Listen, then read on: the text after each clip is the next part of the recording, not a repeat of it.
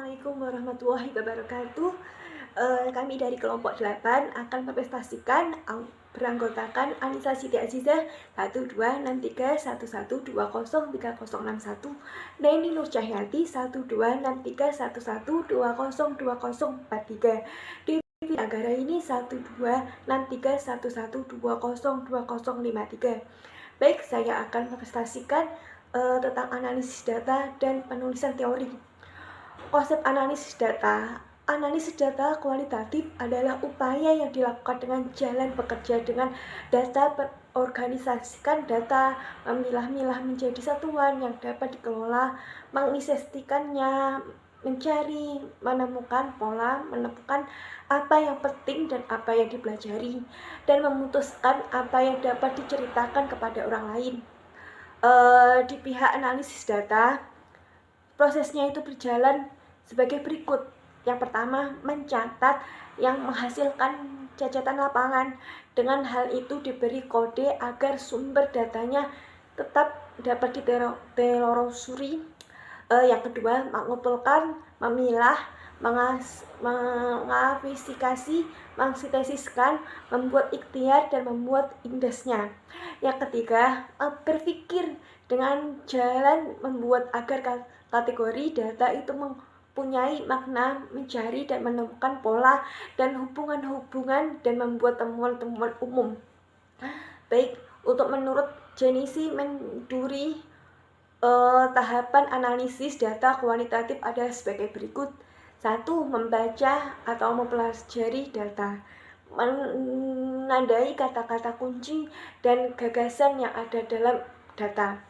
Yang kedua adalah mempelajari kata kunci itu berupaya menemukan tema-tema yang berasal dari data. Yang ketiga adalah menuliskan model yang ditentukan. Yang keempat adalah kode yang telah dilakukan. Dari definisi tersebut dapatlah kita pahami bahwa ada yang menemukan proses, adapun yang menjelaskan tentang komponen-komponen yang perlu dapat dalam sesuatu. B. Memprosesan satuan. Tentang memprosesan satuan ini terdiri dari tipologi, atuan, dan menyusunan satuan adalah seperti berikut ini. Yang satu, tipologi satuan. Tipologi satuan adalah alat untuk menghaluskan pencatatan data menurut Longlab dan Longblatt 1984. Atuan kehidupan sosial merupakan kebulatan di mana seorang mengajukan pertanyaan. Liston dan Kuba menamakan satuan itu sebagai satuan informasi yang berfungsi untuk menentukan atau mendefinisikan kategori. Sehubungan dengan hal itu, Patton 1987 membedakan dua jenis tipe satuan, yaitu yang pertama tipe asli dan yang kedua tipe instruksi analis. Patton menyatakan bahwa tipe asli inilah menggunakan perspektif emik dalam antropologi. Hal ini didasarkan atas asumsi bahwa perilaku sosial dan kebudayaan hendaknya dipelajari dari segi dari dalam dan definisi perilaku manusia. Penelitian berkisar sebagai contoh dikemukakan pengalaman penelitian yang ada upaya mengurangi dropout. Telah mengadakan wawancara dan mengamati di sekolah tertentu. Ia berusaha aturan itu telah dilakukan secara tetap. Inkulasi penelahan pada setiap kartu dalam kategori untar memastikan bahwa pemasukannya dapat dilakukan. Dasar aturan itu kartu-kartu lain barangkali ada dibuang ke tumpukan lain-lain atau barangkali mulia membentuk. Langkah pertama dalam pemrosesan satuan ialah analisis. Hendaknya membaca dan mempelajari secara teliti seluruh jenis data yang sudah terkumpul. Setelah itu diusahakan agar satuan-satuan itu diidentifikasikan, meneliti, memasukkan ke dalam kartu indeks. Penyusunan satuan dan memasukkannya ke dalam kartu indeks hendaknya dapat dipahami oleh orang lain. Pada tahap ini analisis hendaknya jangan dulu membuang ratusan yang ada, walaupun mungkin dianggap tidak relevan. Setiap kartu indeks harus diberi kode. Kode itu dapat berupa satu, penandaan sumber dalam satuan seperti catatan, lapangan, dokumen, laporan, dan sejenisnya. Halaman pada sumber itu harus dicantumkan pula agar memudahkan analisis dalam menelusurinya apabila diperlukan. Misalnya 129B berarti reprodusen nomor 12 halaman 9 analine B21 penandaan jenis responden. Misalnya GSD guru SD, PSM mengawas SMP, dan sebagainya. Yang kedua adalah penandaan jenis responden, misalnya LDR, LR lokasi rumah, LS lokasi sekolah. Itu seperti lokasi-lokasi tersebut. Untuk yang ketiga, penandaan cara pengumpulan data, misalnya W itu wawancara, P itu pengamatan, jadi pengamatan dalam pengumpulan datanya. Untuk dokumen resmi itu DR itu dokumen resmi, yang DP dokumen pribadi, dan sebagainya. Nah, untuk yang C, penafsiran data. Penafsiran data dijabarkan ke dalam satu tujuan, yang dua prosedur, yang ketiga hubungan kunci, yang keempat peranan interogasi data, dan langkah-langkah penafsiran data dengan menggunakan peranan metode analis kuantitatif. Yang kelima ini akan diuraikan secara berturut-turut. Yang kesatu, tujuan penafsiran data. Tujuannya penafsiran data adalah salah satu di antaranya. Sebagai tujuan tersebut, deskripsi semata-mata, deskripsi analisis atau teori substansi. Pada tujuan ini, untuk mendeskripsi semata-mata, analisis menerima dan menggunakan teori dan rancangan tersebut. Jadi dalam suatu rancangan ini untuk disiplin. Jadi hasilnya analisis data, analisis itu dapat berjalan penumpukan kategori-kategori. Istilah mereka adalah terdapat dalam penulis. Jadi penulis itu bisa menyusunnya dengan menggunakan kategori-kategori ke dalam kerangka sistem kategori yang diperoleh dari data tersebut. Jadi yang kedua adalah langkah-langkah penafsiran data dengan menggunakan metode analis kualitatif dalam rangka penyusunan teori substantif. Jadi teori yang berasal dari data dapat dilakukan melalui analisis kualitatif seperti yang dikemukakan oleh Glaser dan Strates 1980 berikut ini. Analis kualitatif adalah metode umum yang seperti halnya metode eksperimen dan statistik. Metode ini pada mulanya dikembangkan oleh Weber, Durkheim, dan Mannheim. Pada mulanya analisis kualitatif hanya digunakan untuk menganalisis satuan sosial skala besar seperti organisasi, bangsa, lembaga. Namun yang jelas analisis kualitatif tersebut dapat juga digunakan untuk satuan berukuran besar maupun kecil. Ada penulis yang memandang analisis kualitatif ini tidaklah asli. Mereka mungkin lupa bahwa akar metode ini pada dasarnya bersumber pada metode yang sudah digunakan oleh sosiologi terkenal, seperti disebutkan di data di atas. Di pihak lain, penerapan para peneliti yang dimanfaatkan untuk keperluan lain, yaitu semata-mata menolak atau mengunci ketidakbenaran hasil para peneliti lainnya. Yang D, modus data. 3 pendekatan modus data analisis adalah hermeneutik, yang kedua semiotik, yang ketiga naratif, yang kesatu hermeneutik adalah landasan filosofi dalam merupakan juga modus analisis data sebagai filosofi pada pemahaman manusia yang menyediakan landasan filosofi untuk imperatisme dengan modus analisis berkaitan dengan pengertian data tersebut. Jadi hermeneutik terutama berkaitan dengan pemaknaan suatu contoh analog tes dalam organisasi. Peneliti dapat datang kemudian memahaminya melalui cara lisan dan data tekstual. Jadi Jika analisis hermeneutik digunakan dalam studi sistem informasi, subjek, objek dari usaha ekspektatif adalah upaya membuat bermakna organisasi sebagai analog tes. Yang kedua adalah semiotik. Semiotik dapat dilakukan baik secara filosofi maupun selaku modus analisis. Semiotik terutama berkaitan dengan makna dari tanda simbol dalam bahasa. Gagasan penting ialah kata-kata atau tanda. Semiotik adalah konten. Nah, konten analisis konten adalah teknik penelitian yang digunakan untuk referensi yang replikabel dan valid data pada konteksnya.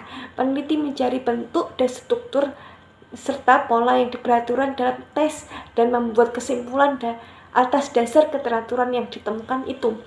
Yang tiga ada narasi dan metafora. Nah, narasi didefinisikan sebagai dongeng, cerita, tayangan, fakta, dan diceritakan pada orang yang pertama. Ada berbagai macam cara narasi, cara lisan, dan sampai ke dongeng-dongeng dan ke sebelumnya. Baik, sekian dari saya akan kembali kepada Mbak Dendi selanjutnya. Saya terima kasih. Wassalamualaikum warahmatullahi wabarakatuh. Waalaikumsalam warahmatullahi wabarakatuh. Saya Neni Nur Cahyati dengan NIM 1263112020043. Di sini saya dari kelompok 8 yang akan melanjutkan presentasi dari Mbak Anissa Siti Aziza tentang tahap analisis data secara umum. Analisis data menurut Patton yaitu proses mengatur urutan data, mengorganisasikannya ke dalam suatu pola, kategori, dan satuan urutan data. Ia membedakannya dengan penafsiran, memberikan arti yang signifikan terhadap hasil analisis, menjelaskan pula urutan, dan mencari hubungan di antara dimensi-dimensi uraian. Menurut Bagdon dan Taylor, analisis data sebagai proses yang merinci usaha secara formal untuk menemukan tema dan rumusan hipotesis, kerja, atau ide seperti yang disarankan oleh data dan sebagai usaha untuk memberikan bantuan pada tema dan hipotesis kerja itu. Jadi bisa disimpulkan tentang analisis data itu yaitu proses mengorganisasikan dan mengurutkan data ke dalam pola, kategori, satuan, urutan data sehingga dapat ditemukan tema dan dapat dirumuskan hipotesis kerja. Bogdan dan Taylor menganjurkan beberapa petunjuk untuk diikuti sebagai berikut. Yang pertama, membaca catatan lapangan dengan teliti. Yang kedua, berikan kode pada beberapa judul pembicaraan tertentu. Yang ketiga, susunlah menurut tipologi karena bermanfaat dalam menemukan tema dan penyusunan hipotesis kerja. Yang keempat, membaca keputusan yang ada dengan masalah dan latar penelitian. Adapun usaha meningkatkan kemampuan menganalisis dan meningkatkan pengertian tentang data, seperti yang dikemukakan oleh Bogdan dan Taylor. Yang pertama, apakah data menunjang hipotesis kerja? Yang kedua, apakah data yang benar yang dikemukakan atau bukan? Yang pertama, yaitu redukasi data. Redukasi data ini meliputi identifikasi satuan atau unit. Sesudah satuan diperoleh, langkah berikutnya adalah membuat coding. Dan setiap kategori diberi nama yang disebut label. Yang ketiga, yaitu sintensisasi. Mensintensisasikan berarti mencari kaitan antara satu kategori dengan kategori lainnya. Yang kedua, yaitu analisis data model Spratly. Analisis data ini menyatakan dengan teknik pengumpulan data.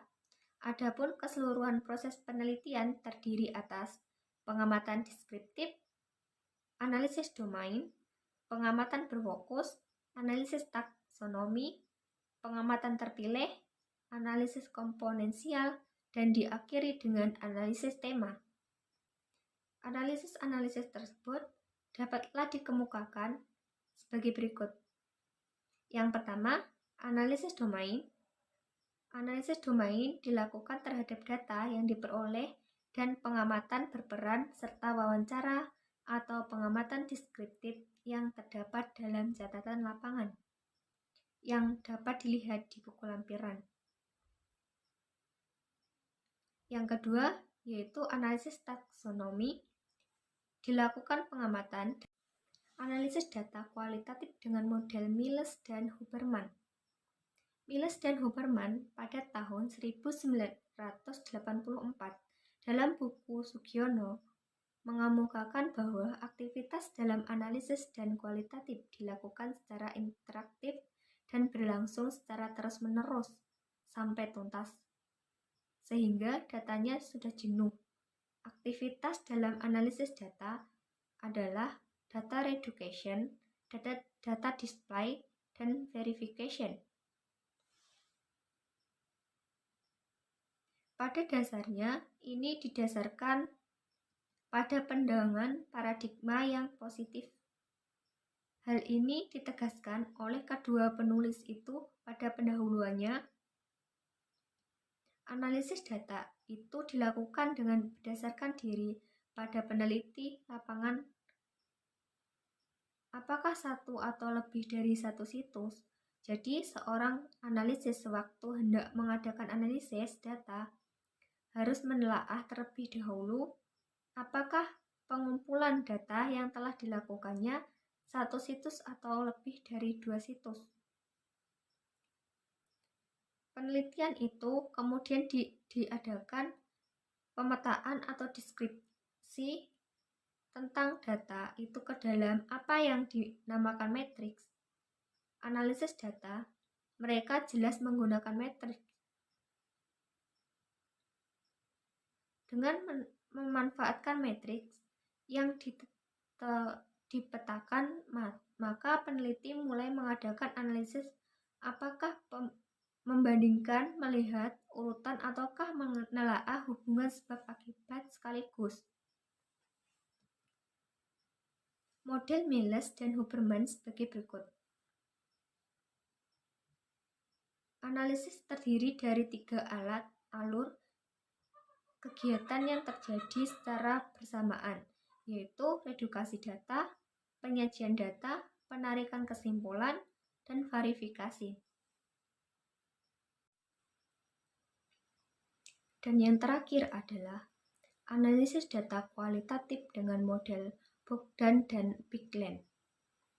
Bogdan dan Bigland pada tahun 1982 dalam buku Moleong menyatakan bahwa analisis data kualitatif adalah upaya yang dilakukan dengan jalan bekerja dengan data, pengorganisasian data, memilah-milahnya menjadi satuan yang dapat dikelola, mensintesiskannya, mencari dan menemukan pola, menentukan apa yang penting dan apa yang dipelajari, dan memutuskan apa yang dapat diceritakan kepada orang lain.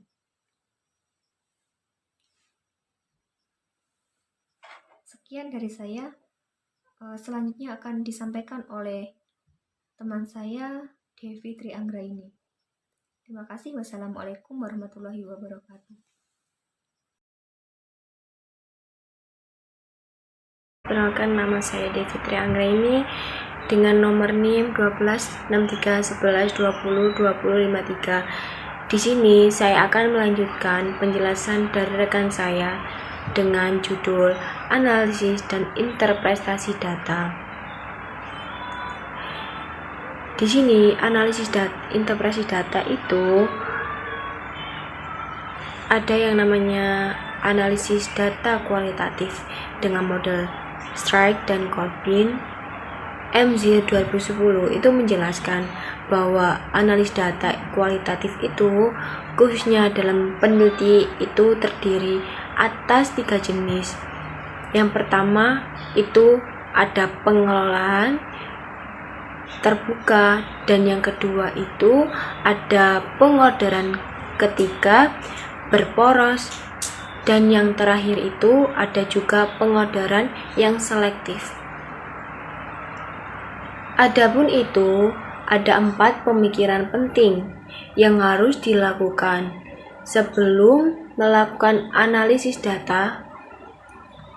Yang pertama ialah melakukan analisis data secara fakta, membuat interpretasi data yang berargumen kuat untuk menganalisis tersebut. Yang kedua itu ada juga mengatur prosedur dan teknik-teknik yang fleksibel sesuai dengan keadaan berturut-turut. Secara bervariasi dan pilihan tersedia di setiap langkah. Ketiga itu ada juga yang namanya mengajukan. Mengajukan itu maksudnya itu pertanyaan-pertanyaan untuk membantu memudahkan prosedur-prosedur yang telah dibuat. Dan yang keempat itu ada juga yang mempelajari kembali yang belum kita mengerti, yang bagian-bagian mana pengadaan secara detail. Itu pun juga kita itu bisa menganalisisnya tersebut. Dan yang ke-10 itu ada juga ya analisis model. Model apa itu? Model Spradley. Model ini menyatakan dengan teknik pengumpulan data, adapun keseluruhan proses penelitian itu terdiri atas pengamatan. Pengamatan itu deskriptif, analisis domain, pengamatan yang terfokus, ada juga analisis taksonomi. Pengamatan ini terpilih, analisis konvensional, dan diakhiri dengan analisis tema. 11. Analisis data kualitatif dengan model Philip. Myring, peneliti sosial, merupakan salah satu bidang terpenting dalam sosiologi yang mencoba menjelaskan fenomena sosial dan perilaku manusia melalui berbagai metode survei. Ini seperti observasi, wawancara, dan eksperimen. Karena sifat yang interdisiplin dan prosedur yang berbeda, maka dapat diterapkan dalam berbagai ilmu. Ilmu apa itu? Ilmu sosial. Yang 12 itu ada juga analisis data kualitatif dengan komputer, model Nivoud dalam mencapai kredibilitas, ketergantungan, dan konfirmasi guna mendukung kualitas peneliti yang lebih baik. Artikel ini kegunaan dan manfaat serta tipe-tipe perangkat tersebut bisa dalam membantu kita menganalisis data kualitatif. Selain itu, artikel ini juga mengelaborasi keuntungan penggunaan sebagai alat bantu itu. Analisis data kualitatif. Terima kasih, saya Devitri Anggraini, perwakilan dari kelompok 8. Apabila presentasi dari kelompok 8 ada kurang atau lebihnya, mohon maaf sebesar-besarnya. Wassalamualaikum warahmatullahi wabarakatuh.